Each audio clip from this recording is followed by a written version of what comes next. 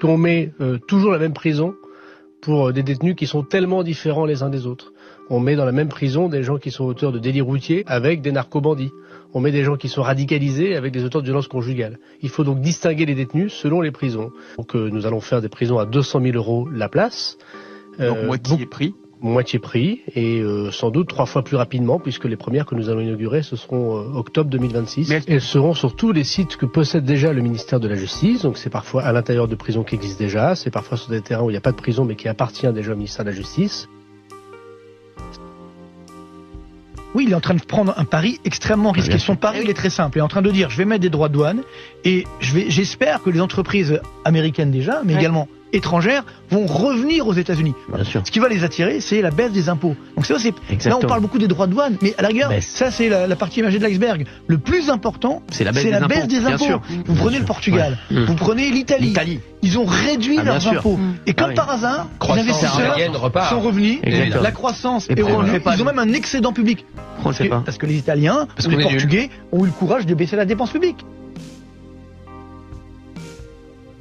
Quand je vois la façon dont les députés se comportent à l'égard des femmes, moi je ne suis pas surprise qu'on continue à avoir encore des violences conjugales. Et vous êtes dans la provocation permanente, dans la bordélisation permanente. Vous avez donné un spectacle absolument lamentable pour les Français. Et Madame Soudet, si on soupire quand vous parlez, c'est pas parce que vous êtes une femme, c'est parce que vous êtes une antisémite notoire, tout simplement. Donc nous demandons à ce que ce député soit sévèrement sanctionné.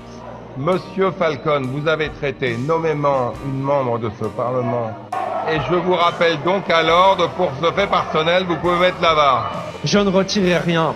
Prenez tout ce que j'ai. Prenez toutes mes indemnités, ça n'a aucune importance. Toute la France sait ce que vous êtes. Je sais d'où je viens, madame. Et vous êtes une insulte à notre pays. Tout au long de cette journée, la France insoumise n'a eu de cesse que de faire des invectives, que de jouer sur l'obstruction, que de faire un cinéma lamentable, qui est une honte pour la démocratie et pour le fonctionnement de cet hémicycle.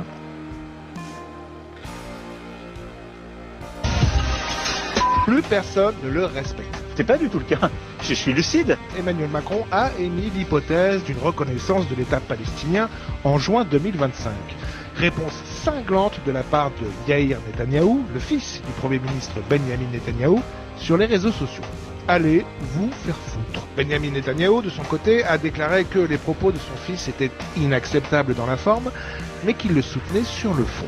On enchaîne avec l'Algérie. Emmanuel Macron pensait avoir repris les choses en main en appelant le président algérien Tebboune, mais lundi 14 avril, patatras. 12 fonctionnaires de l'ambassade de France à Alger sont sommés de quitter le territoire algérien sous 48 heures. Que cette décision serait une réponse à l'arrestation vendredi de 3 ressortissants algériens soupçonnés de faits graves sur le territoire national français. Si la décision de renvoyer nos agents était maintenue, nous n'aurons d'autre choix que d'y répondre immédiatement. Et on termine avec la Roumanie, avec une insinuation très grave de Călin Georgescu, l'ancien candidat à l'élection présidentielle qui était arrivé en tête du premier tour avant que les élections ne soient purement et simplement annulées pour des soupçons d'ingérence russe.